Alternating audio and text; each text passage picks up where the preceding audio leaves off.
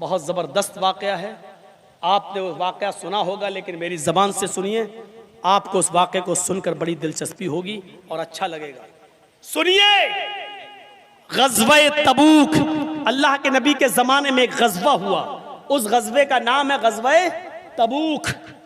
तकरीबन मदीने से 1200 किलोमीटर दूर, 1200 किलोमीटर, आपके मालदा से दिल्ली 1200-1300 किलोमीटर, आपके कलकत्ता से दिल्ली तकरीबन 1400 किलोमीटर, 1500 किलोमीटर, यहां से आप 300 किलोमीटर कम कर दो। अब आप अंदाजा लगा सकते हैं कि कितना दूर हुआ। 1200 किलोमीटर,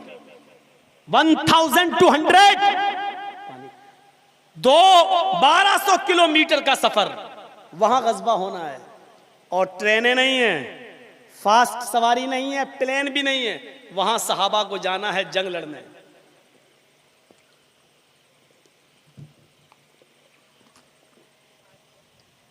और सहाबा किराम का गुजर बसर किस पे होता है? खजूर के खेतियों पर। स्पीड मेरी कम हो गई ताकि समझाऊं। खजूर की खेतियों पर, खजूर की खेती, खजूर पका हुआ है, बस कल परसों हमारा कटने वाला है और बाजार में बिकने वाला है। यही खजूर की फसल जो आज तैयार हुई है, इसी पर हमारे पूरे साल की मईशत का दारोमदार है। पूरे साल इसी से हमें अपने घर का खर्चा निकालना है। और इसी वक्त हुक्म होता है कि जंग के लिए निकलो। सोचो, अपने खजूर खड़े रहने दो, बागात लगे हैं लगे रहने दो, लेकिन तुम्हें जंग के लिए निकलना। अरे हम क्या जाने ईमान क्या चीज है।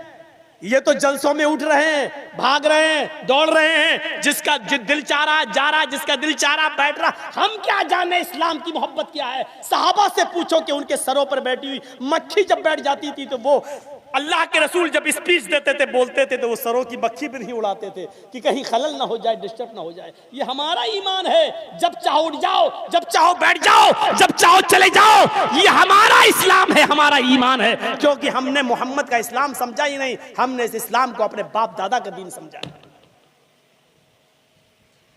ये हमारा तसव्वुर है। अल्लाह के नबी ने कहा, इन बागात को ऐसे ही खड़ा रहने दो। साहबा ने ये नहीं कहा साहब पूरे साल हमारे बीवी बच्चे इसी के खर्चे से खाएंगे पिएंगे।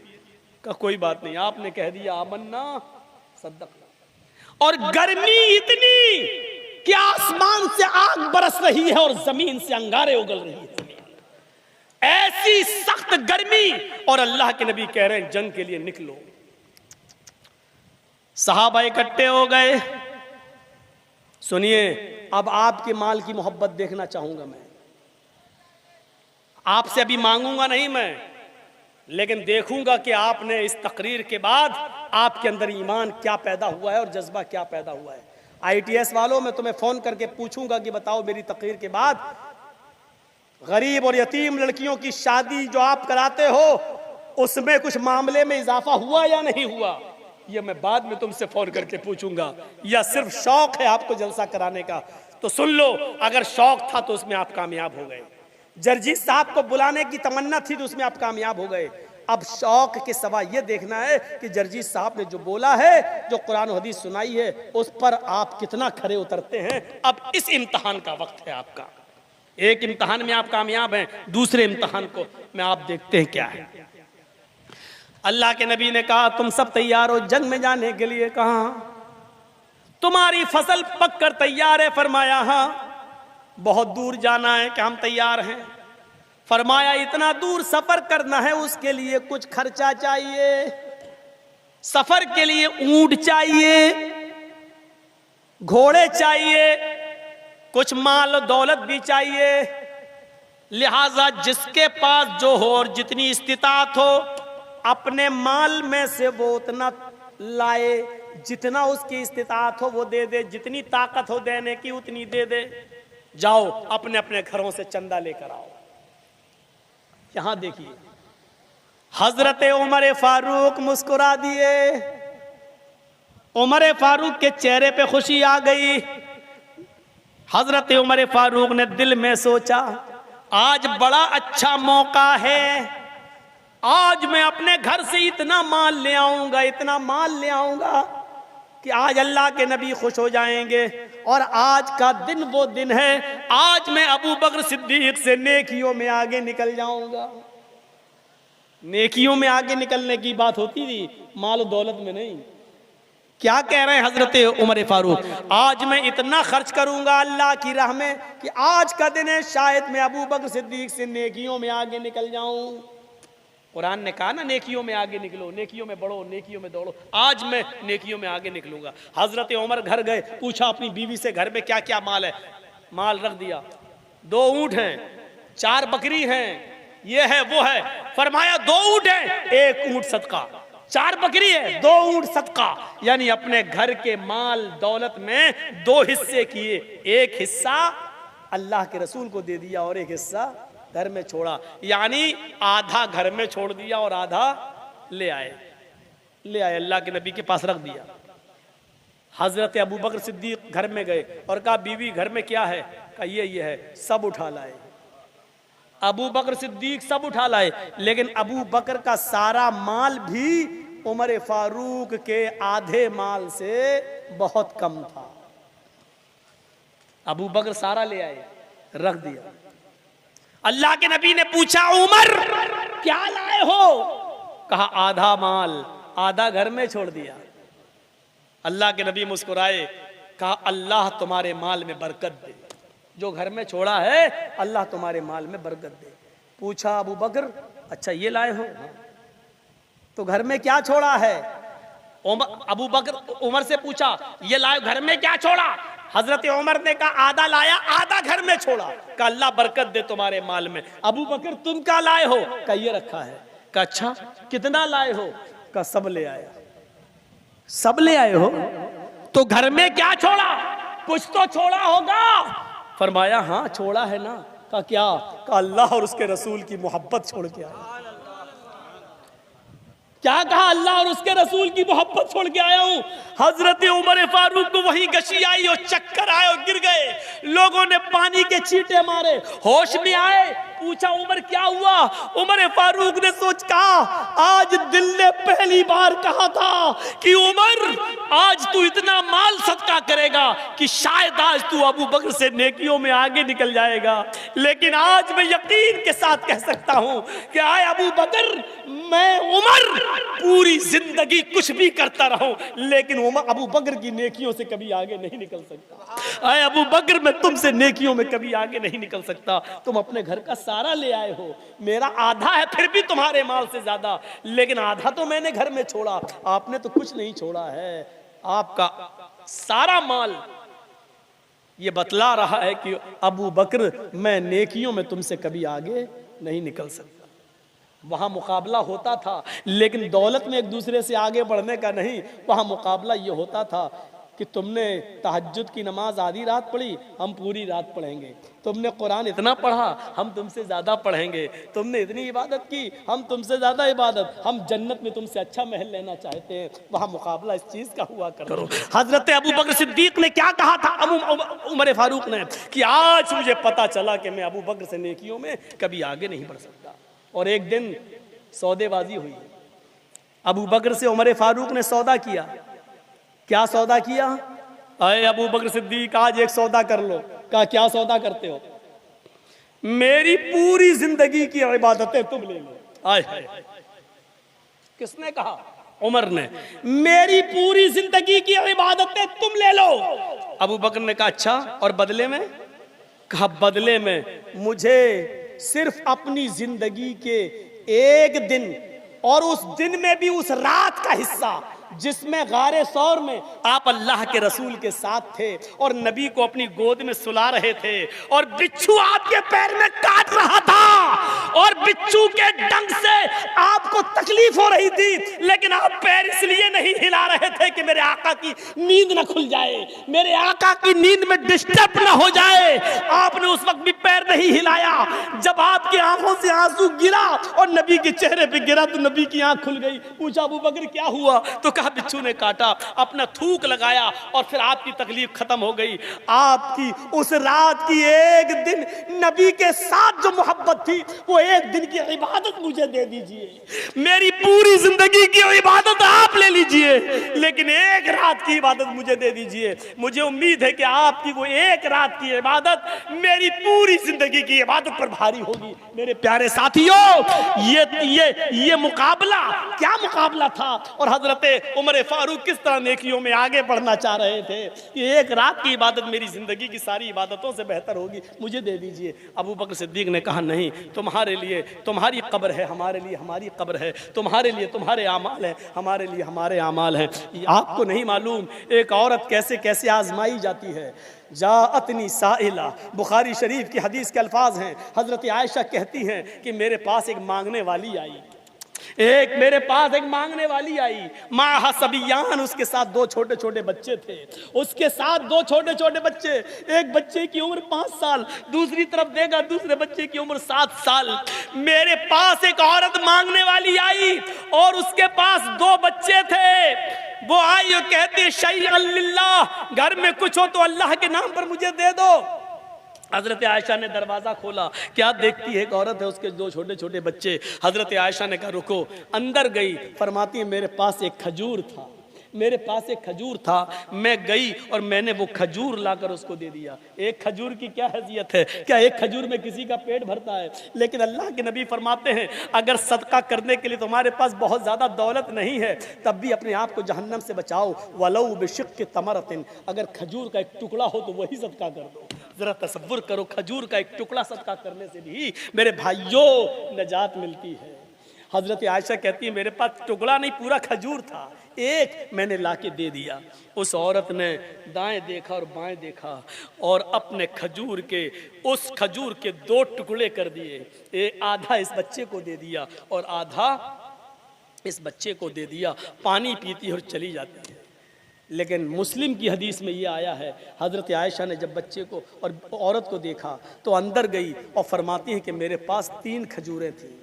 बुखारी की हदीस में है 1 खजूर थी, आधा आधा बांट दिया। लेकिन मुस्लिम शरीफ की हदीस में है वाक़या वही है सेम, लेकिन बस खजूरों की तादाद बढ़ी हुई है। मेरे पास 3 खजूरें थीं, मैंने तीनों खजूरें लाके उस औरत को दे दी। उस औरत ने 1 खजूर इस बच्चे को दे दी, 1 खजूर इस बच्चे को दे दी। बच्चों ने झट अपनी दोनों खजूरें खा ली और जो 1 खजूर बची माँ खुद खाने के लिए रख ली। वो भी भूखी थी, माँ ने उस खजूर को अपने खाने के लिए रखा, लेकिन अभी रोक लिया। बच्चे को पानी पिलाना चाह रही है, बच्चों खा लो। बच्चों ने अपनी अपनी खजूर खा ली। माँ जब अपनी खजूर खाने के लिए चली तो वो दोनों बच्चे माँ की खजूर पर झपट गए, अम्मी ये भी दे दो, अम्मी भूख लग रही है।